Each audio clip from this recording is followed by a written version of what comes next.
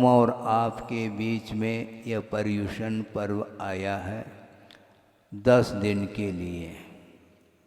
सोचें और समझें, अतीत अनंत काल में अनंत बार यह पर्युषण पर्व आकर के निकल गया है और आगमकार ये कहना चाह रहे हैं कि पर्युषण का अर्थ सारे सारे पाप कर्म दग्ध हो जाते हैं जिन पवित्र परिणामों के द्वारा, किंतु अभी भी वो पाप कर्म जल नहीं पा रहे हैं।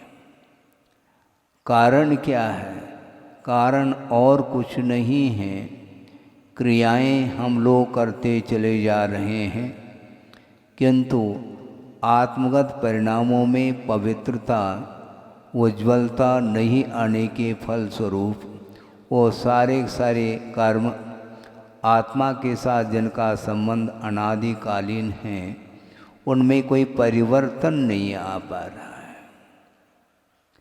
परिवर्तन आना चाहिए किंतु नहीं आ पा रहा है। भव्य होने के उपरांत भी इस संसार में ऐसे अनंत भव्य जीव हैं जो कि मोक्ष को प्राप्त करने की योग्यता जिनके अंदर है, इसके उपरांत भी साधना उनके द्वारा नहीं हो पा रही।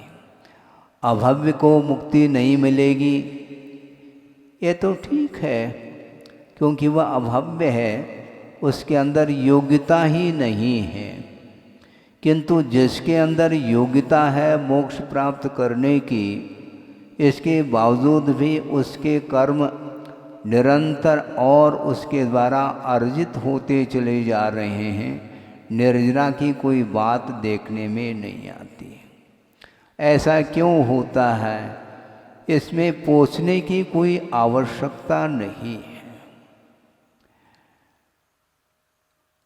क्योंकि यह स्वभाव है वस्तुतः, और स्वभाव जो होता है वह तर्क का विषय नहीं बनता।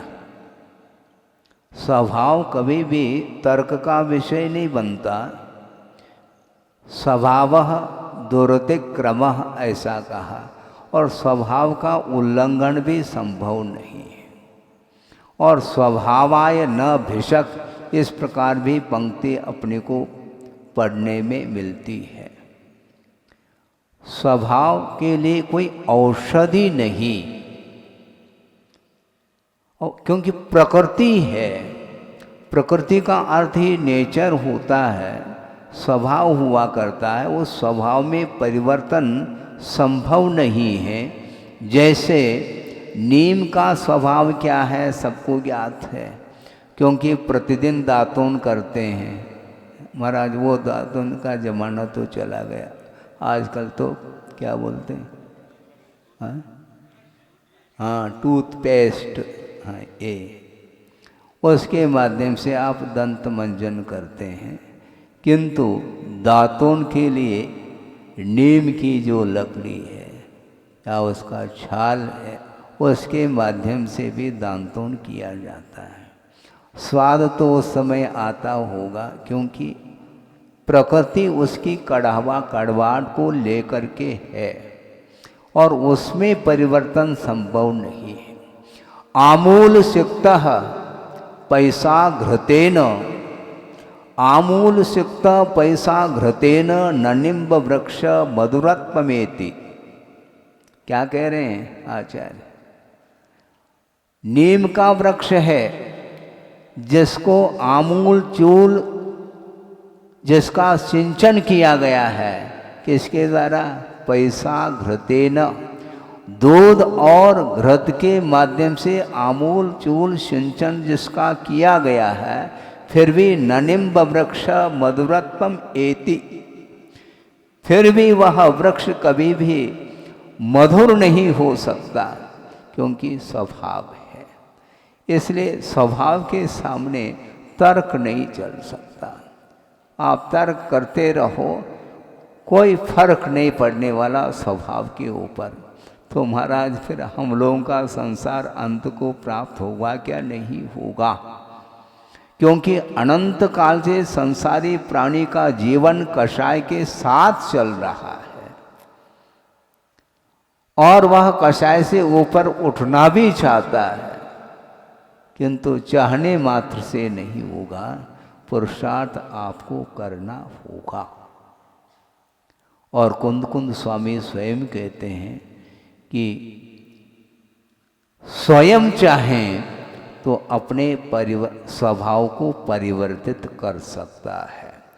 दूसरे के द्वारा स्वभाव का परिवर्तन संभव नहीं है।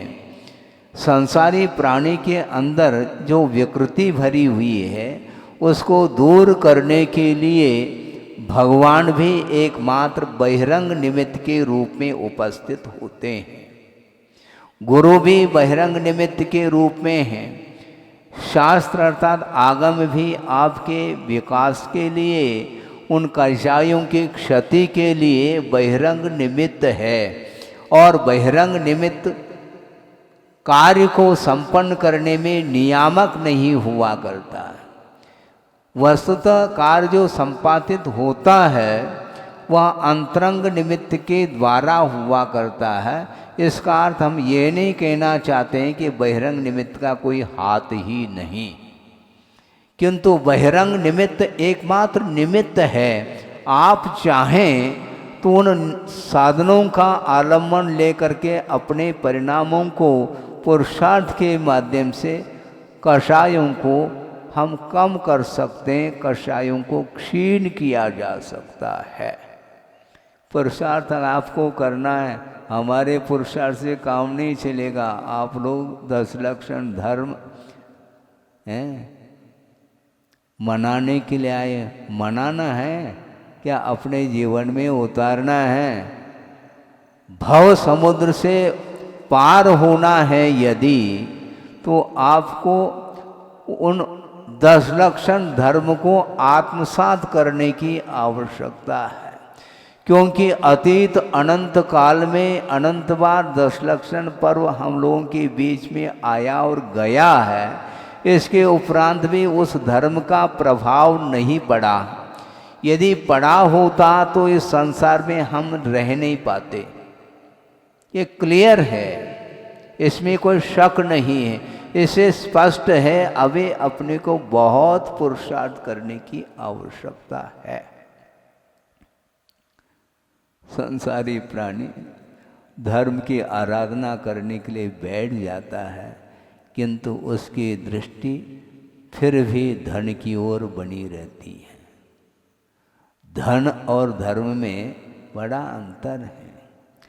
धर्म आराधना करने के लिए गृहस्थ के लिए धन एक प्रकार से साधक हो सकता है।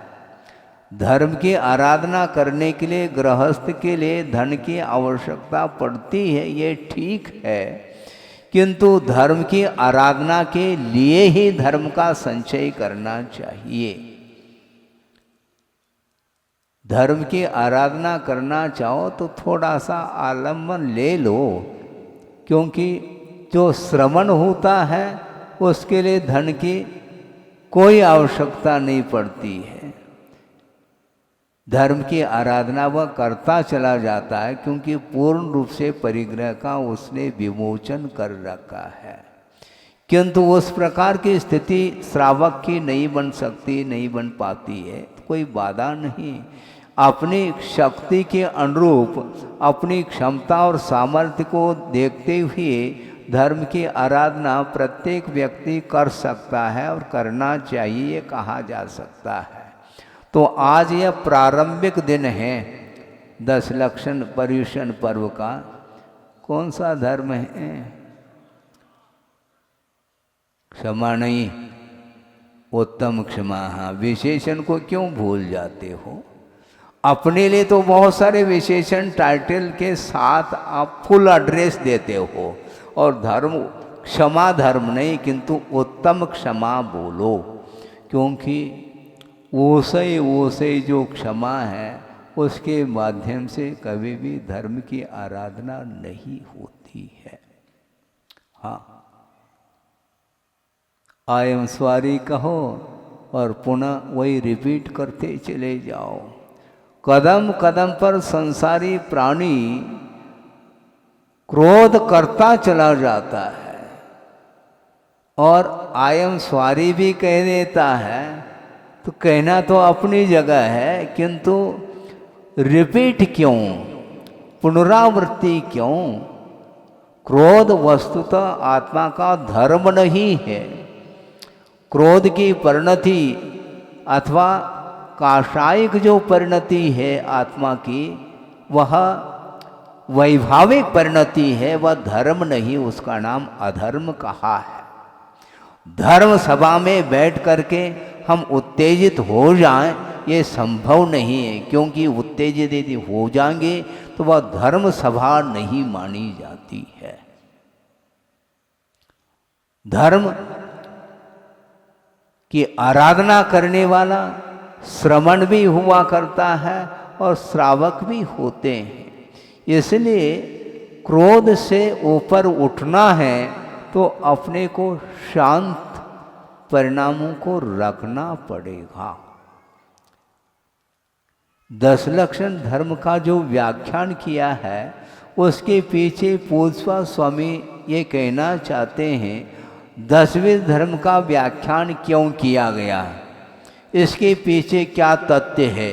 उन्होंने एक पंक्ति लिखी है सरदार सिद्धि में, वह आपके सामने रख रहा हूँ।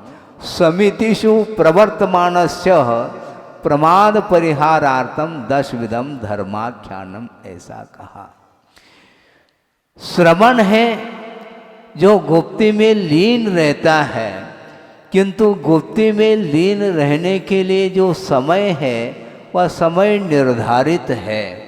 अंतर्मुहूर्त के लिए वह गुप्ति में लीन हो सकता है अथवा ध्यान में लीन हो सकता है, किंतु उसके पश्चात उसको बाहर आना पड़ेगा निश्चित रूप से। तो बाहर आएगा तो 5 समितियों का आलम्बन लेकर के वह समीचीन प्रवृत्ति करता चला जाता है। उन समितियों में प्रवर्तमान जो श्रवण है, उस समय प्रमाद के लिए अवसर आ जाता है। गुप्ति में प्रमाद नहीं होता, ये ध्यान रखो। गुप्ति में विकल्प ही नहीं। गुप्ति में न सत विकल्प है न असत विकल्प है, दोनों प्रकार के विकल्पों से वह ऊपर उठा हुआ होता है। और जिस गुप्ति के माध्यम से अथवा ध्यान के माध्यम से केवल ज्ञान वह प्राप्त कर जाता है, समस्त कर्म सारे सारे दग्ध हो जाते हैं। किसके द्वारा? ध्यान के माध्यम से। आप ध्यान से सुनेंगे, हाँ, ध्यान के माध्यम से संपूर्ण कर्म सारे सारे भस्म हो जाते हैं। किंतु ध्यान बहुत गरिष्ठ पदार्थ है। गुरुदेव ने कहा था गरिष्ठ पदार्थ हजम नहीं होता, जल्दी डाइजेस्ट नहीं होता, और अनुपात से ही लिया जाता है। उस गरिष्ठ वस्तु का सेवन जो किया जाता है बहुत अनुपात से है। आप 1-2 ग्लास दूध पी सकते हैं, 1-8 लीटर भी पी सकते हैं, 1 जग भी पी लो, कोई बाधा नहीं। लेकिन 1 किलो खोआ खा के दिखाओ हमें, 1 किलो खोआ खा सकोगे? महाराज खाने वाला ऊपर उठ जाएगा। क्यों? उसके द्वारा तो शक्ति आती है, बल बढ़ता है, बलवर्धक वह पदार्थ है।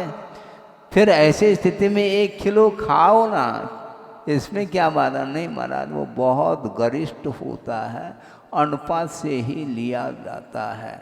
और जो पहलवान होता है, उसके लिए भी हजम होना कठिन हो जाता है। वह रबड़ी मावा आदि खा करके, ड्राई फ्रूट्स आदि खा करके वह दंड बैठक कितने 100 500 दंड बैठक निकालता है, तब वह पसीना पसीना आ जाता है। वह सारा का सारा खाया हुआ हजम हो जाता है। इसको बोलते हैं गरिष्ठ। उसी प्रकार ध्यान अपने आप में बहुत सॉलिड वस्तु है।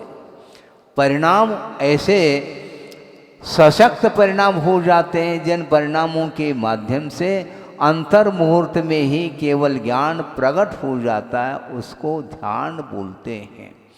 किंतु उस ध्यान में लीन होने की क्षमता या सामर्थ्य जिस श्रवण में नहीं है वह प्रवृत्ति में आ जाता है, तो प्रवृत्ति करते समय प्रमाद आना स्वाभाविक है। और प्रवृत्ति करते समय जब प्रमाद आ जाता है तो चारित्र में दोष उत्पन्न होता है। उस दोष के परिहार करने के लिए 10 प्रकार के धर्म का व्याख्यान किया है आगमकारों ने। ये उद्देश्य है। क्षमा, पहला क्षमा को हम बाद में समझते हैं। 9:30 बज गया है, विलंब हुआ है, थोड़ा बहुत हम भी विलंब करेंगे तो क्षमा कर देना। इसमें क्या है? महाराज आपको नहीं बोलना चाहिए क्षमा। अरे आप तो बहुत दूर की बात है, हम एक इंद्रिय से भी क्षमा मांग लेते हैं। 1 बार नहीं, 2 बार नहीं, 3 बार। खम्मामि सव्व जीवाणम, सव्वे जीवा खमंतु में मित्ति में सव्व भूदेषु वैरम मज्जम नकेन भी। हे भगवान, किसी के साथ मेरा वैर भाव न हो, मैं सबसे क्षमा चाहता हूँ, सबके प्रति क्षमा भाव रखता हूँ। इस प्रकार स्वयं महावर्ती श्रमण 3-3 बार प्रतिक्रमण के अवसर पर क्षमा धारण करते हैं। तो आप लोग तो संगी पंचेंद्रिय है, क्षमा मांगने में दिक्कत क्या है अपन को? हाँ, क्योंकि धर्म की आराधना हमें करनी है, तो ऐसी स्थिति में क्रोध का अभाव हमें करना होगा। तो किसी भी प्रकार से जाने अनजाने में जो भी दोष लग जाते हैं, उन दोषों का परिमार्जन करना कर्तव्य हो जाता है। इसलिए वह श्रवण बहुत अलर्ट रहता है, सावधानी के साथ प्रवृत्ति करते हुए भी प्रमाद के कारण दोष लग सकते हैं, उनका परिवार्जन करता है। और अंतो डज्झम्मी पश्चत्तावेन वेदन्तु, ऐसा कहा। आँखों में अश्रु की धारा बहती है। कब? प्रतिक्रमण करते समय। ये श्रवण की ये चर्या मानी जाती है।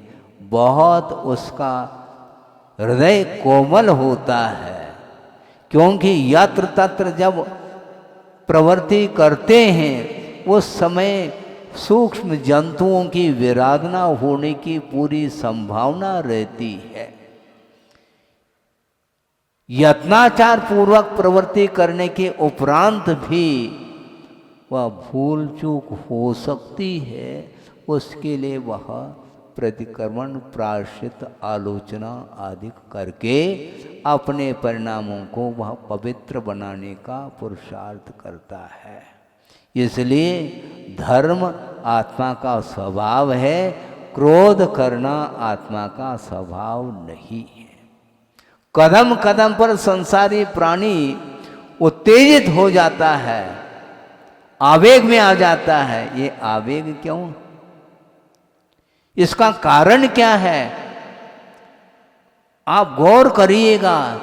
जिसके अंदर लोभ नहीं है किंचित मात्र भी पर वस्तु के प्रति, उसके जीवन में क्रोध आ नहीं सकता। ये ध्यान रखो, क्योंकि पर वस्तु के प्रति हमारा कोई स्वामित्व भाव नहीं है, तो किस बात को लेकर के हम क्रोध करेंगे? सोचो, विचार करो। आप सुन रहे हैं क्या? नहीं? हाँ, पर्व के बाद तो फिर जाना तो है ही।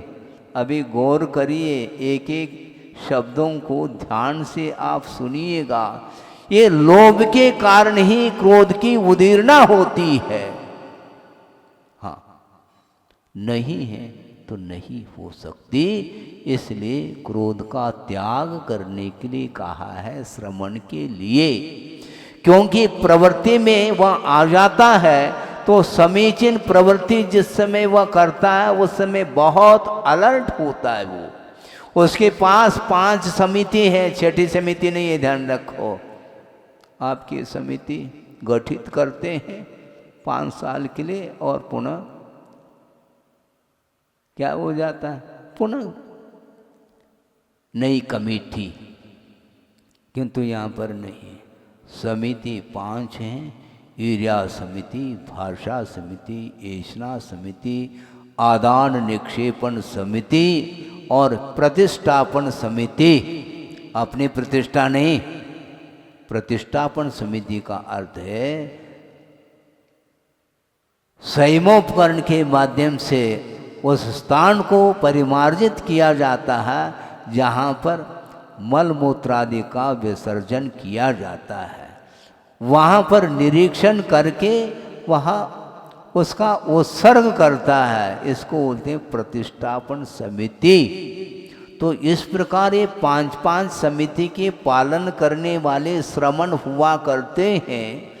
वो कभी भी भूल करके भी अपने मन में किसी के प्रति उनका उत्तेजनात्मक भाव नहीं आ सकता, क्योंकि कुंद स्वामी का ये कहना है अयदाचारस्य निश्चिदा हिंसा। अयत्नाचार पूर्वक जो प्रवृत्ति करता है, मर्दो जीदो जीवो, जीव मरण को प्राप्त हो अथवा न हो, यदि अयत्नाचार पूर्वक यदि प्रवृत्ति करता है तो निश्चित रूप से हिंसा निच्छदा कहा, निश्चित रूप से हिंसा का दोष लगता है। पैदस्य नत्य बंधो हिंसा मित्तेन समिदस्य। समिति पूर्वक जो आचरण कर रहा है यत्नाचार पूर्वक, उसके माध्यम से कदाचित मांडो जीवों की विराधना भी हो जाए तो तत्संबंधी उसको बंद नहीं होता। इस प्रकार किसका कहना है? कुंद स्वामी का कहना है। किंतु अयत्नाचार पूर्वक यदि प्रवृत्ति करता है तो जीव मरे अथवा न मरे, निश्चित रूप से वह हिंसा का भागी होता है। इसलिए बहुत सोच समझ करके बोलने की आवश्यकता है। और आचार्यों का यहाँ तक कहना है मन वचन काय की प्रवृत्ति होती है और उसके माध्यम से हिंसा होती है, किंतु कायिक चेष्टा के माध्यम से हिंसा जो होती है उसका अनुपात बहुत सीमित होता है। कम मात्रा में हिंसा होती है, द्रव्य हिंसा। उससे अत्यधिक मात्रा में वचन प्रवृत्ति के द्वारा होती है और उससे भी अत्यधिक मात्रा में मन प्रवृत्ति के द्वारा हिंसा होती है। और संसारी प्राणी जो संगी होता है, जिसके पास मन है, वह उसकी प्रवृत्ति मन मूलक ही हुआ करती है, बिना इंटेंशन से वो बोल ही नहीं सकता। हाँ, वह इरादा पूर्वक ही बोलता है। बोलो किंतु तोल करके बोलो, ये कहा है। हमारा तराजू से तोला जाता है कि तोलने का अर्थ क्या समझ रहे हैं आप? सोच विचार करके बोलें। भाषा समिति का आलम ले करके बोलते हैं तो आवेग में वह नहीं आ पाएगा। आवेग में जो आता है निश्चित रूप से उसके अंदर पर वस्तु के प्रति स्वामित्व भाव विद्यमान है, यह सिद्ध हो जाता है। परिग्रह का जिसने विमोचन किया है तो पर वस्तु के प्रति स्वामित्व भाव आ सकता है क्या? नहीं आ सकता। जब स्वामित्व भाव नहीं आ सकता, अधिकार का भाव जब नहीं आ सकता, आधिपत्य का भाव जब है नहीं, तो किस वस्तु के प्रति हम क्रोध करें, हम उत्तेजित क्यों हों? नहीं हो सकता। इसलिए क्रोध जो आता है वह निश्चित रूप से पर वस्तु के प्रति उसका आकर्षण बना हुआ है। शुद्ध करने की आवश्यकता नहीं। वो सारे उसके जो एक्शन हैं उसकी जो क्रियाएं हैं वो सारे सारे सामने बोलने की आवश्यकता नहीं, भीतर भाव क्या है वह सामने फेस रीडिंग के माध्यम से हम कर लेंगे। मुखाकृति के माध्यम से भीतर का जो भाव है वह ओपन हो जाता है, ये ध्यान रखो। हाँ, अन्यथा आंखों में ललाई नहीं आ सकती। लाल वर्ण है, कलर है?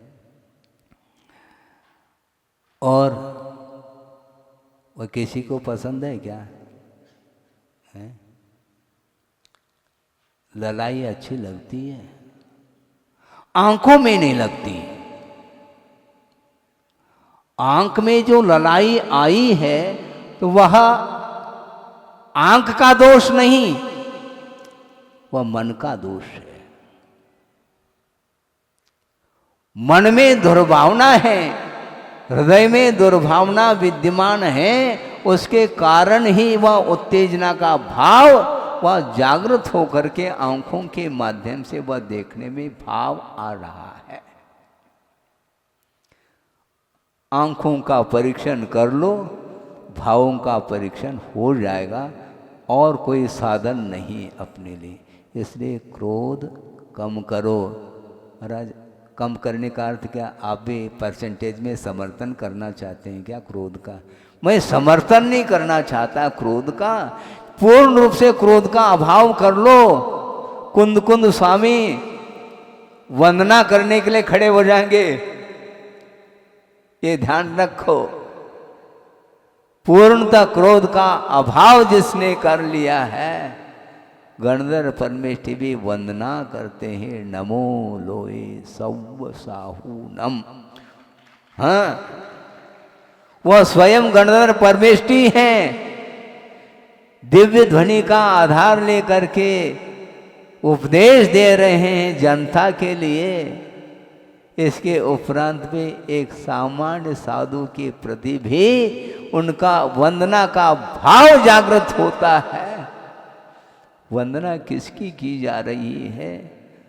धर्म की वंदना, क्योंकि जिसके अंदर धर्म विद्यमान है वह धर्मात्मा माना जाता है, और जिसके अंदर धर्म विद्यमान नहीं है वह धर्मात्मा कहलाने का अधिकारी है नहीं। मैं नहीं कह रहा हूं, आगमकार कह रहे। न धर्मो धार्मिक बिना, धर्म धर्मात्मा के बिना टिक नहीं सकता, क्योंकि धर्म और धर्मी का जो संबंध है वह अनन्य संबंध है, उसको पृथक नहीं किया जा सकता। धर्मात्मा से धर्म कभी एक समय के लिए पृथक नहीं हो सकता है। हाँ, अग्नि से उष्णता को पृथक कर लो, दिखा दो हमें, प्रयास कर लेना 10 दिन। अग्नि से जो उष्ण गुण है उसको पृथक कर लोगे। यदि अग्नि से वह उष्णता पृथक हो जाएगी तो अग्नि क्या, फिर अग्नि रही कहाँ? फिर शीतल हो जाएगी अग्नि। ऐसा होना थोड़ी, क्योंकि वह स्वभाव है। इसलिए स्वभाव, विभाव स्वभाव भी स्वभाव माना जाता है, और स्वभाव भी स्वभाव के अंतर्गत ही आता है। हाँ, इसलिए हमने क्या कहा था, भूल गए? ननिम्ब वृक्ष मधुरत्वमेति, वो नीम का वृक्ष जिसको आमूल चूल सींचा गया, जिसका सिंचन किया गया है, किसके द्वारा? दूध और घृत के द्वारा। इसके बावजूद भी वह अपने स्वभाव को छोड़ नहीं सकता, और जो अपने स्वभाव को छोड़ने के लिए भीतर से भाव नहीं रखता है उसको आचार्य कहते हैं उसको देशना भी देना उपयुक्त नहीं है। हाँ, देशना किसको दी जाती है? धर्म की देशना किसको दी जाती है? जो धर्म के प्रति लगाव जिसका है उसके लिए धर्म की देशना लागू होती है। क्योंकि पात्र के बिना हम दूध को रख नहीं पाएंगे। दूध को रखना है कहाँ पर? कहाँ रखोगे? हैं? पात्र। और पात्र यदि मान लो छिद्र सहित है तो फिर मान लो पात्र चालनी जैसे छेद हैं, उसमें सैकड़ों छेद हैं मान लो, उसके पात्र में आप डालते चले जाओ और नीचे से वह पार होता चला जाएगा दूध।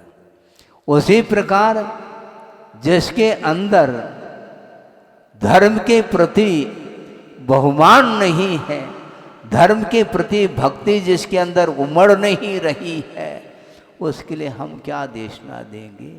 भगवान भी दे नहीं पाएंगे। इसलिए कहा गया है जिसके अंदर योग्यता है उसके लिए दिया जा सकता है, अदरवाइज नहीं।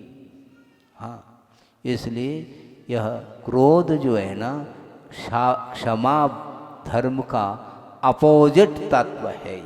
ये खिलाफ है। ये क्षमा का खिलाफ क्रोध है। हाँ, अग्नि उद्दीप्त है और उसको शांत करना है तो अग्नि के द्वारा शांत नहीं हो सकती अग्नि, किंतु अग्नि यदि शांत होती है तो जलधारा, शांति धारा के द्वारा ही वह अग्नि शांत होगी, और कोई भी उपाय नहीं। वह जल मान लो गर्म जल भी हो तो अग्नि को बुझा देगी, क्योंकि बुझाना उसका स्वभाव है। किंतु अग्नि के द्वारा बुझ नहीं सकती। इसी प्रकार क्षमा धर्म के बिना वह क्रोधाग्नि बुझ नहीं सकती है, यह स्पष्ट है। हाँ, कषाय दहनोद्दीप्तम विषयैर्व्याकुलीकृतम संचिनोति मन कर्म जन्म संबंध सूचकम कहा। क्या कहा? कषाय दहनोद्दीप्तम, कषाय रूपी अग्नि से जिसका मन उद्दीप्त हो चुका है और विषयैर्व्याकुलीकृतम, पंचेंद्र के विषयों के कारण जिसका मन व्याकुलित है, आकुल व्याकुलता का अनुभव कर रहा है, वह मन क्या करता है? जन्म संबंध कम सूचकम,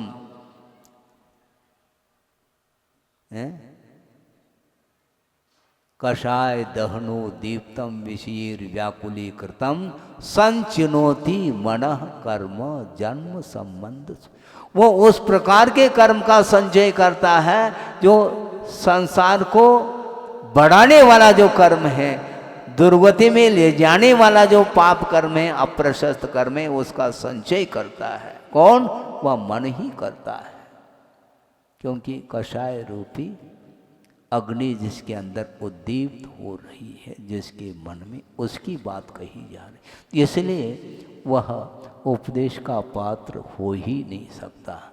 हम आगे बढ़ते हैं धीरे धीरे, क्योंकि समय तो बढ़ रहा है, भूमिका तो बना दी हमने, थोड़ा सा और बाद में यदि समय बचेगा तो दे देंगे, अथवा अन्य धर्मों में भी इसको संबंध प्रसंग के अनुरूप जोड़ते हुए भी विषय को रखा जा सकता है।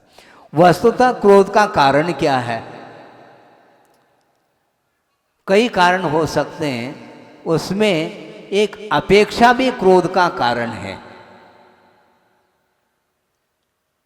अपेक्षा कैसी कारण है महाराज? माता पिता को बेटे से अपेक्षा है। किसकी अपेक्षा है? अब देखो, वह बेटा उत्तीर्ण होकर के आया है परीक्षा में और 80 नंबर लेकर के आया है, किंतु माता पिता की अपेक्षा है 90 नंबर लेने की। 90 नंबर लेकर के नहीं आता है तो क्रोध हो जाता है उस बेटे के ऊपर। हो गया? क्यों? अपेक्षा। 80 नंबर कम नहीं है, 70 से तो ऊपर ही तो है। 60 से 70 से ऊपर लेकर के आया है, संतोष धारण कर लेते, उस बेटे के लिए और प्रोत्साहित करते, मोटिवेट करते। नहीं, अपेक्षा है अधिक की, तो इसलिए उसको देख करके प्रसन्नता का भाव नहीं आता और क्रोध आ जाता है। ऐसा मन में भाव आ जाता है तो एक आध इसको लगा दें। अब सोचो विचार करो, ये क्यों? ये अपेक्षा, पर वस्तु के प्रति अपेक्षा हुई नहीं, क्रोध जागृत होता है और अपेक्षा की पूर्ति नहीं होती है क्रोध। और जिस समय अपेक्षा की पूर्ति होती है तो उस व्यक्ति को फूल के समान ऊपर उठाता है। जिसको शत्रु के रूप में देख रहा था और अपेक्षा की पूर्ति हो गई तो वह उसके लिए भगवान बन जाता है। इसको बोलते हैं स्वार्थ परायणता। ये ठीक नहीं माना जाता। अपेक्षा न रखो। एक और प्रसंग आपके सामने रखूं। एक व्यक्ति सड़क से जा रहा है और उसके साथ छोटा सा लड़का भी है उसी का, और वह जा रहा है सड़क से और पसीना पोंछने के लिए जेब में से वह रुमाल निकाल देता है। सुन रहे कि नहीं? जो ही रुमाल निकाल देता है तो 10 का नोट नीचे गिर जाता है और उसको भान नहीं, न लड़के की उस ओर कोई दृष्टि गई है और आगे बढ़ते चले जाते हैं। पीछे से एक व्यक्ति आ रहा है और बहुत सज्जन व्यक्ति था वो, और 10 का नोट उठा लेता है और उसको सामने जा कर के पकड़वा देता है। ये आपका नोट है, त्वदीयम वस्तु तुभ्यम समर्पितम, आपके लिए मैं समर्पित कर रहा हूँ।